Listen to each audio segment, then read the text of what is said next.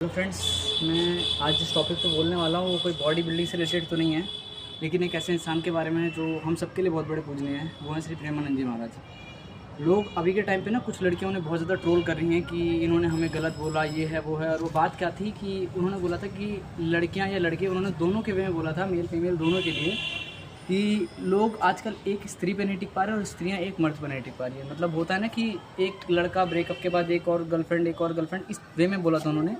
और उसको लड़कियों ने अपने ऊपर लेकर उन्हें ट्रोल करना चालू कर दिया कि ये औरत की इज़्ज़त नहीं करना जानते, ये है वो है, फलाना है ढिमकाना है। एक बार ये सोच लो कि आप बोल किस इंसान को रहे हो। वो इंसान जो आज लाखों लोगों की ज़िंदगी बदल चुका है, जिसके सिर्फ बोलने मात्र से ना जाने कितने युवा लोग सुधर चुके हैं, गलत आदतों से छूट चुके हैं, गलत संगत में जाने से बच चुके हैं। और उनका जो कहना था ना वो सही था, गलत नहीं था। उनका कहना था कि एक स्त्री, अगर कभी उन्होंने प्रेम का विरोध नहीं करा, कभी नहीं करा। वो हमेशा कहते हैं प्रेम करो, कोई दिक्कत नहीं है, पर एक स्त्री पर टिको। अगर आप किसी एक से प्रेम करते हो तो आजीवन उसके साथ निर्वाह करो, उसके साथ रहो। ये नहीं कि आपने आज इससे प्रेम करा, इसको छोड़ा कल उससे, तो ये व्यवहार हो गया। वो सही कहते हैं, ये चीज़ गलत नहीं है। अगर जिन लोगों को ये ट्रोल करना है, जिन लड़कियों को लगता है ना, तो मेरे हिसाब से वो हैं गलत, और बहुत ज़्यादा गलत है। क्योंकि आप खुद सोचो, अगर कल को रात को आपकी बेटी पब में पड़ी हुई 2 बजे और कोई रिक्शे वाला उसे उठाकर लाके आपके घर पर रखता है, और आप खुद देख रहे हो आज एक लड़के के साथ घूमने, कल दूसरे लड़के के साथ, तो आपको कैसा महसूस होगा? क्या आप खुद ये चीज़ बर्दाश्त कर पाओगे?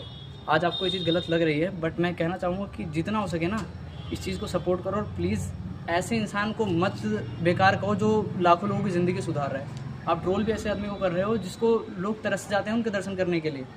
वो इंसान नहीं, भगवान का रूप है, उसकी लोग पूजा करते हैं। भाई कम से कम इतना तो सुधर जाओ कि उस आदमी को देखकर मतलब ऐसा लगता है कि जैसे स्वयं भगवान ने दर्शन दे रखा हो, और तुम उस इंसान के बारे में जाकर इतना गलत गलत बोल रहे हो कि उन्होंने मुझे ऐसा बोला, ऐसा बोला। उन्होंने आज तक कभी किसी स्त्री पुरुष में भेदभाव नहीं करा है।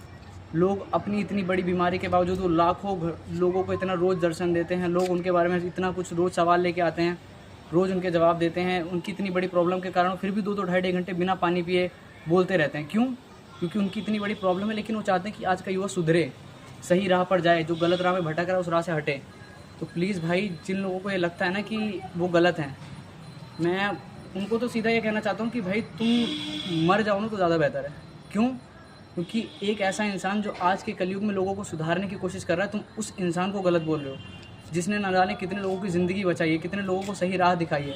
जो लोग मरने, आत्महत्या करने की कगार पे आ चुके थे, उनको नई ज़िंदगी जीने का रास्ता दिखाया, और तुम ऐसे आदमी को बोल रहे हो कि ये गलत बोल रहा है। औरतों पर जो इंसान भगवान राधा रानी की पूजा करता है, वो किसी औरत के बारे में गलत बोलेगा? कम से कम इतना तो सोच लो। और तुम ऐसे आदमी को जा रहे हो ट्रोल करने।